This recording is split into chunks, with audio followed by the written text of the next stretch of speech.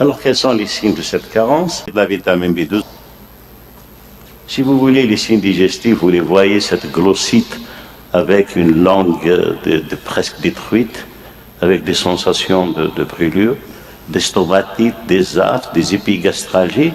Ça veut dire que toute la muqueuse gastrique est peut-être anormale.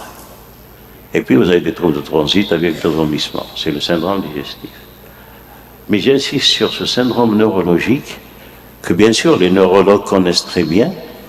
Ça peut être une atteinte coordonale postérieure avec des troubles sensitifs, subjectifs.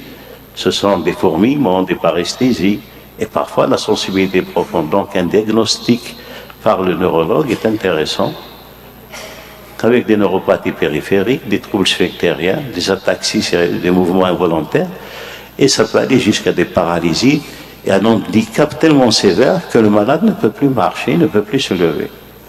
Et vous avez d'un autre côté, parce qu'il y a une anomalie des neurotransmetteurs, vous avez des manifestations psychiques, parfois on n'y pense même pas, avec des troubles de l'humeur, de la personnalité, des syndromes dépressifs, des troubles de mémoire, la fatigue intellectuelle, la somnolence, l'agressivité, l'irritabilité, les hallucinations. J'ai mis tout ça, c'est juste pour dire que c'est tellement polymorphe que l'on peut penser à la vitamine B12 partout, que ce soit en gastro, en neurologie, en psychiatrie. Et là, maintenant, les psychiatres aussi, ils y pensent un peu plus. Vous avez par ailleurs donc les manifestations cutanées, la peau est sèche,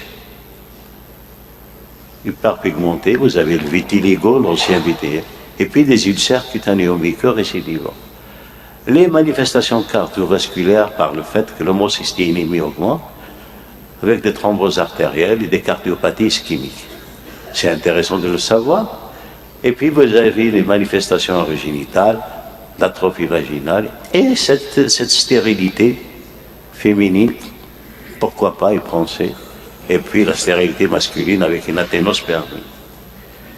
On dit tout ça, ça veut dire que ça touche beaucoup d'appareils chez l'homme. Et vous avez enfin les manifestations hématologiques. Nous avons l'habitude donc de voir ce syndrome anémique qui est pernicieux dans le sens qu'il s'installe tellement lentement. Le malade s'habitue à ce taux d'hémoglobine qui diminue sur des années et il se retrouve peut-être à 3 grammes, 4 grammes sans être inquiété parce qu'il adapte ses besoins à son taux d'hémoglobine.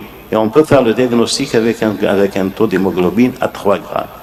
Ça se manifeste donc selon le taux d'hémoglobine par une asthénie, palpitation, des vertiges, une pâleur cutanéo-muqueuse d'importance variable, ça va jusqu'à un teint cireux avec un subictère. On note parfois une sphénomégalie modérée. L'hémogramme et le frottis et le myélogramme, c'est nécessaire de faire le myélogramme, et c'était depuis tout le temps, en hématologie, la mégaloblastose, on fait systématiquement la moelle, un myélogramme, pour voir ces mégaloblastes qui sont facilement donc distingués dans la moelle et le diagnostic est posé très facilement en hématologie. Mais est-ce que c'est facile devant une dépression de penser à une carence, devant un trouble psychique de l'humeur? On va penser à une carence en vitamine B12, c'est pas évident. Mais devant une anémie macrocytaire mégaloblastique, on y pense. Alors que les autres étiologies, donc on va les reprendre.